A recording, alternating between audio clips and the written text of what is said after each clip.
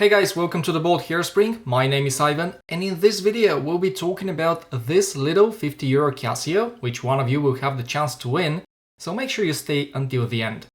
Funnily, even months after its release, this watch is still impossible to find at retail. It seems to me that people are giving it the Rolex treatment. I mean, they buy it with the intention of selling it way more expensive. So it must be really good then, right? Let's find out.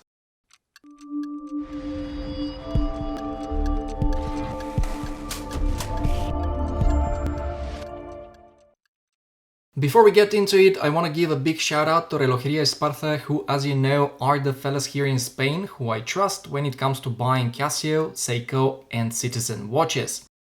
If there's anything you need, feel free to contact them as they ship internationally. And as always, you can find their contact info in the description of this video. Alright, let's get started. I'm telling you straight away that I like this watch. It's a fun one for the money, but I strongly recommend you don't overpay for it. In Spain, if you go to websites like Wallapop, you'll see that resellers' asking price averages 85 euro, while on Chrono24 it's even more. In my opinion, if you want this watch, you should wait until it becomes available, because, as I said, for 50 euros it's wonderful, while for more than that, not so much, and I'll explain why in a moment.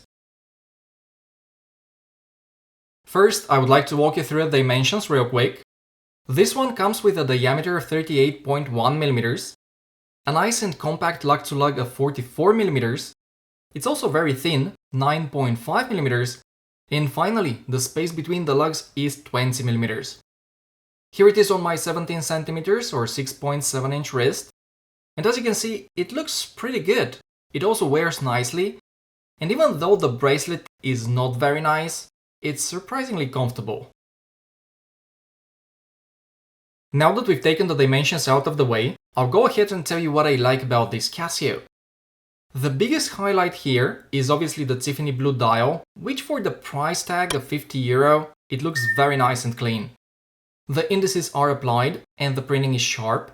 At 3 o'clock there is a date window, which is a little bit on the smaller side, but it gets the job done. And I'm also happy to report that everything seems to be well aligned.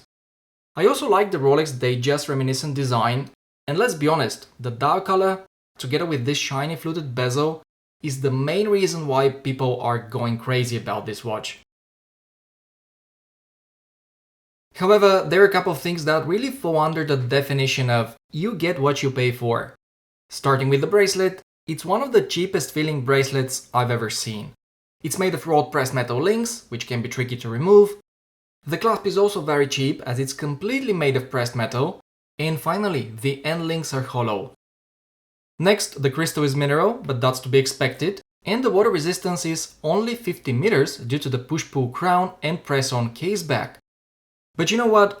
All this is completely fine. I mean, for 50 euro, I don't expect more than that.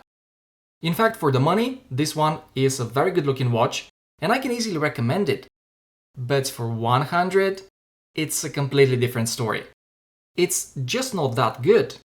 Not to mention that for 100 euro, you have much better alternatives, such as the Casio EFB-108.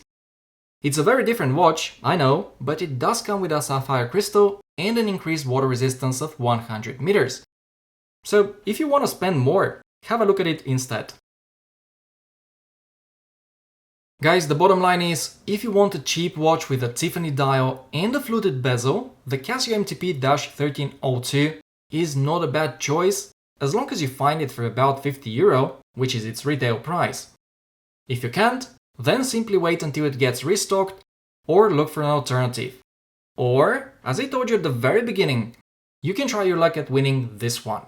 All you need to do is give this video a thumbs up, subscribe if you haven't already, and leave a comment. So yeah, like, subscribe, comment, and I'll announce the winner in 2 weeks from now. Thank you very much for staying until the end, guys. Take care, and I'll see you in the next one.